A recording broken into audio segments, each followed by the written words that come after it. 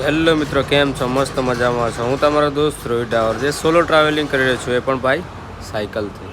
તો આજે આપણે સોલો ટ્રાવેલિંગના 13 દિવસ થયા છે ને આ રહી આપણી સાયકલ, આ રહી આપણું ટેન્ટ. ને આપણે સાંજે અહીંયા રોકાઈ ગયા હતા. બાજુમાં પેટ્રોલ પંપ પણ છે ને આ દુકાન પણ છે ને આપણે રોકાઈ ગયા હતા. ને હવે આપણે પાછા આગળની તરફ નીકળીશું. અહીંયાથી હજી દ્વારકા 200 કિલોમીટર ઉપર છે ને 200 કિલોમીટર ઉપર છે. તો એક દિવસમાં ના પહોંચાય કેમ કે અત્યારે બહુ સ્લો ચાલું છું. તો સવારમાં ભાઈ ધુમ્મસ છે ને બધી બાજુ ધુમ્મસ. સવારમાં ધુમ્મસ. અત્યારે આપણે ચા પીએ ને ચા પીને પછી આપણે પાછું કમ્પ્લીટ કરવું પડશે. અહીંયા લગાવવું પડશે ભાઈ, બધું છે ને પાણી. તો ચા પીએ ને ચા પીને પછી આપણે પાછા ફરી અને કમ્પ્લીટ ગોઠવીશું.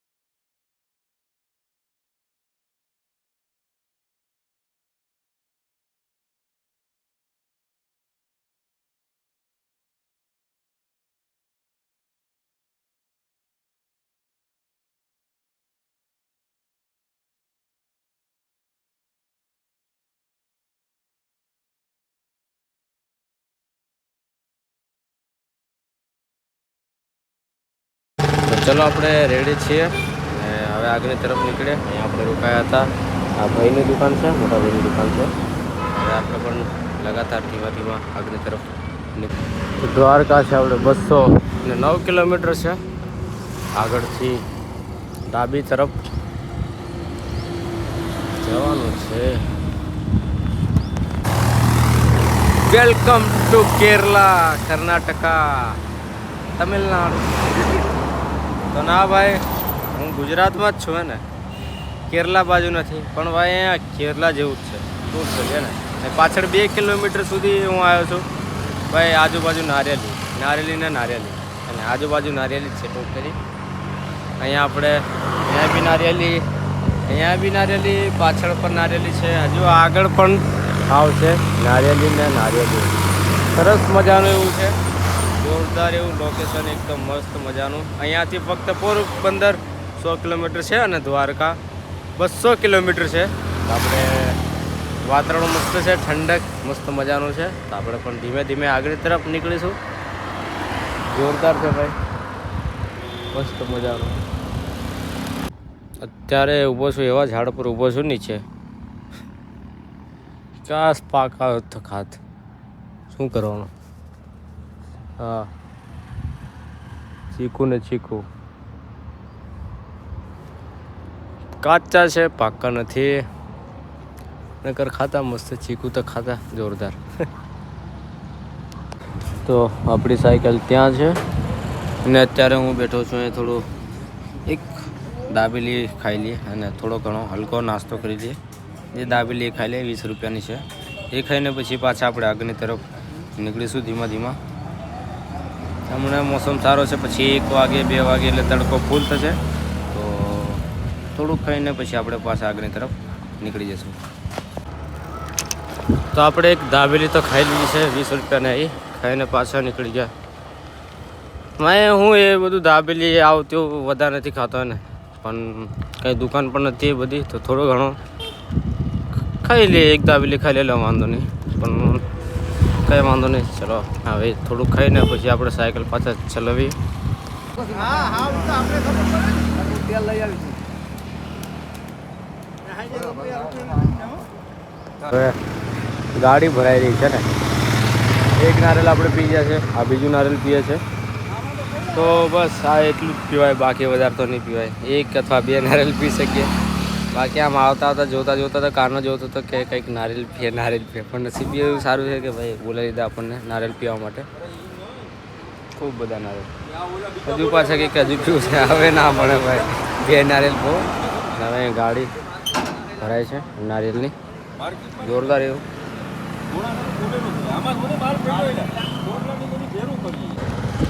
ઓહો ભાઈ, નારિયેલ પીવા બોલાયા તો થોડી ના આપે. લે પહેલાં તો એક નારિયેલ અડધું જ પીધું, તો પેલા ભાઈ કે જે તેના મેન માલિક હશે ને એક ભાઈ હતા, તો કંઈક હજુ બીજું કાપી આપો.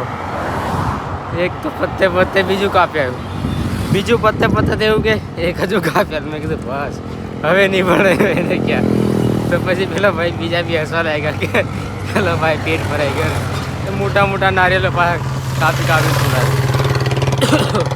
પછી એવું કીધું કે તમે લઈ જાઓ તો તમને આપી દઉં, તમારે 2-3 લઈ જવા હોય તો તમે લઈ જાઓ. પણ આ એ કંઈ મૂકીને ચાલુ એ છે બધું ને, તો એ મૂકાય એવું છે નહીં આપણે.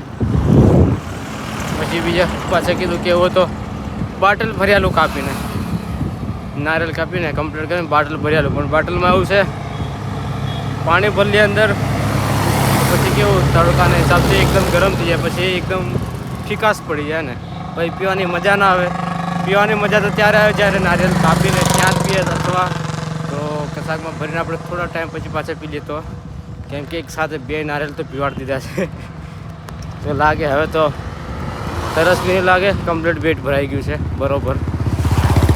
હા મજા આવી ગયા યાર. પહેલી વખત આટલા બધા નારિયેલ ઓફરમાં તો આપણે મળી ગયા.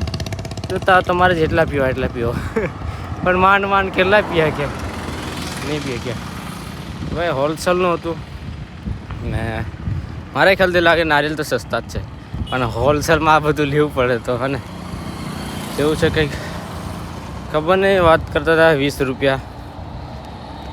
હા એ કઈ રીતે 20 રૂપિયા લેતા એ ખબર નહીં. ગાડી ભરતા હતા તો એવું કહેતા હતા 20ના ભાવમાં આપીશું. હવે 20નો ભાવમાં આપીશું એ તો કેવી રીતે આપીએ એ તો આપણને કંઈ ખબર નહીં. તો કંઈક આવી રીતે તો હા પેટ ભરાઈ ગયું. ચલો સાયકલ ચલાવીએ આરામથી. પેટ જોરદાર ભરાઈ ગયું છે, મસ્ત મજાનું. આ રસ્તાથી કંટાળી જશું ભાઈ. 1 કિલોમીટર પ્લસ મારા ખ્યાલથી સાયકલ ચલાવી છે. આવો રસ્તો એકદમ પાછો છે. અહીંયાથી મોટી ગાડી છરકે તો પૂરું ધૂ કરી નાખે. આવા પછી સાયકલ ચાલતી નહીં વધારે. હા નામાં યાર બીક વધારે લાગે કે પંચર માટે. તો અત્યારે હવે 2 વાગ્યા છે ને દુકાન છે સામે, તો થોડુંક આરામ કરી લઈએ કેમ કે લગાતાર સાયકલ ચલાવીએ છે. ને એક તડકો ગરમી ચાલુ થઈ ગઈ. હવે આ 3 વાગે 4 વાગે લગીને ચાલુ છે. 4 વાગે તો પણ એવો તડકો લાગે, એવી ગરમી લાગે. હાઈવે પર ચાલે છે એટલે તો થોડી વાર બેસીએ. અને પાણી તો હમણાં થોડીક વાર નહીં પાછળ કીધું. પહેલાં બે નારિયેલ પીધા હતા પહેલાં, તો 2 કલાક તો સાયકલ ચલાવી, પછી પાણી પીધું. તાકાત તો છે જ નથી એમ નહીં, તાકાત તો છે કમ્પ્લીટ.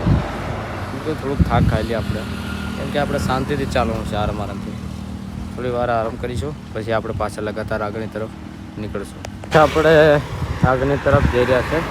પાછળ દુકાને બેઠા હતા 1 કલાક તો આપણે બેઠા રહ્યા ત્યાં. અને હવે 3 વાગ્યા છે, તો આપણે પણ ધીરે નીકળીશું આગળની તરફ. જેટલું ચલાય એટલું ચલાવીએ. ચાલશે સાંજ લગીને આપણે સાયકલ ચલાવવાની છે. 6-6:30 વાગ્યા સુધી ચલાવવાની છે, વાંધો નહીં. તો અત્યારે આપણે ઊભા છીએ, અત્યારે 4 વાગ્યા છે અને અહીંયા આપણે ચા પીવા પણ ઊભા રહ્યા છે ને થોડું ઘણું ખાઈ લઈએ. જે પાવભાજી છે 50 રૂપિયાની પડશે ને એક ચા પીશું. તો થોડોક નાસ્તો તો કરીએ, કેમ કે સવારથી આપણે કંઈ જે આપણે વડાપાવ ખાધું હતું, એક વડાપાવ દાબેલી ખાતી હતી 20 રૂપિયાની, તો એનાથી જ આપણે આજે સાયકલ ચલાવી છે. તો થોડું ઘણું ખાઈ પણ લઈએ અને પછી પાછા આપણે ધીમે ધીમે આગળની તરફ નીકળીશું. જમવાનું તો આપણે જમી લીધું છે. જમવાનું એટલે ખાલી પાવભાજી ખાઈને પછી આપણે આગળની તરફ નીકળી રહ્યા છે. 4 ઉપર થઈ ગઈ હવે.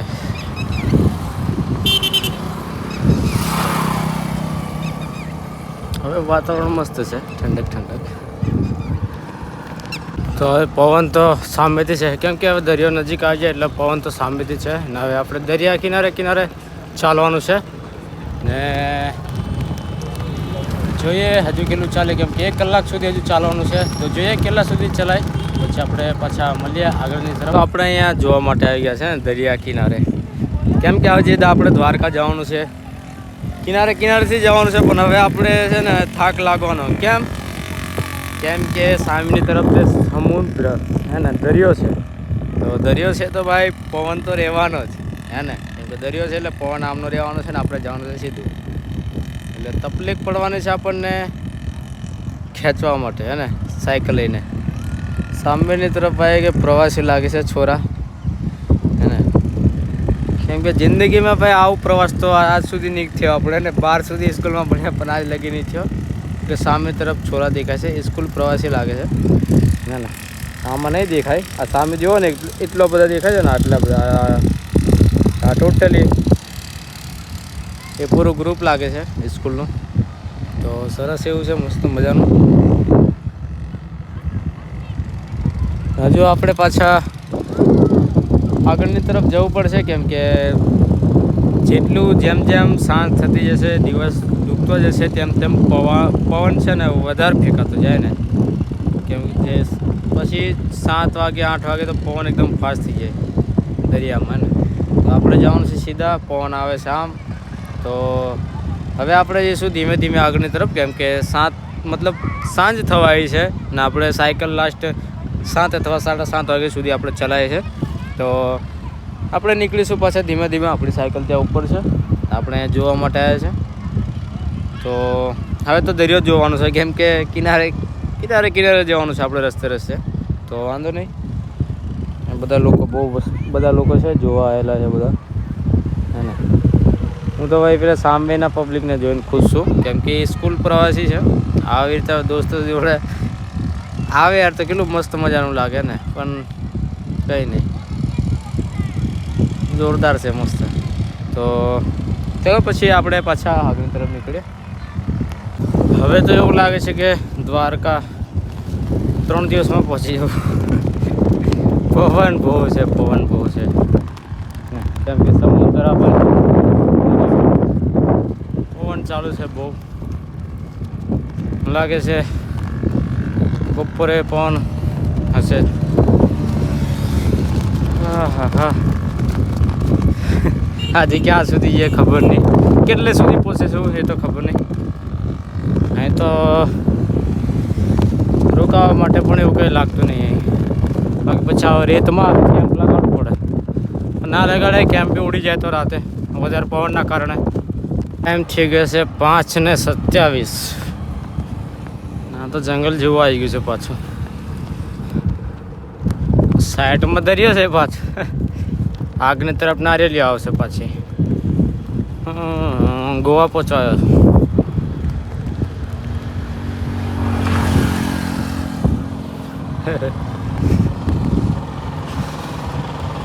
રસ્તો સારો છે, થોડી સાયકલ ચલાવી લઈએ. જોરદાર રસ્તો છે. પવન તો આવે છે, પવન ચાલુ છે. આજે રોકાવાનું કઈ થશે તો ખબર નહીં. જશું આરામથી, કંઈ વાંધો નહીં. ધીમે ચાલ્યા જશું, જવા દઈશું સાયકલ. टोल गेट अभी सिर्फ 1 किलोमीटर है. तो टोल गेट 1 किलोमीटर છે. પવન જોરદાર લગાતાર છે, તો પણ આપણે સાયકલ જવા દઈશું. જોઈએ ટોલ ગેટ આગળ રોકાશું કે ટોલ ગેટ પર રોકાશું. ટોલ ગેટ પર તો નહીં રોકાયા, કેમ કે 1 કિલોમીટર છે એટલે જવા દઈશું આગળ સુધી. જેટલે સુધી સાયકલ ચલાય એટલે સુધી સાયકલ આપણે જવા દઈશું. પછી કંઈ પણ સારી જગ્યા આવે ત્યાં રોકાઈ જઈશું. तो देखते हैं कितना हम चला सकते हैं साइकिल अभी। और इतना ज़्यादा तेज़ पवन में साइकिल चला रहा हूँ। हाँ चलो साइकिल चला लिए शांत થવાય છે। હવે 6 વાગવા આવ્યા છે તો આજે તો લેટ થયું છે કેમ કે 6:30 થઈ ગઈ છે। હવે 7 પણ વાગી જશે। પવન છે એટલે સાયકલ વધારે નથી ચાલતી કેમ કે બાજુમાં દરિયો છે।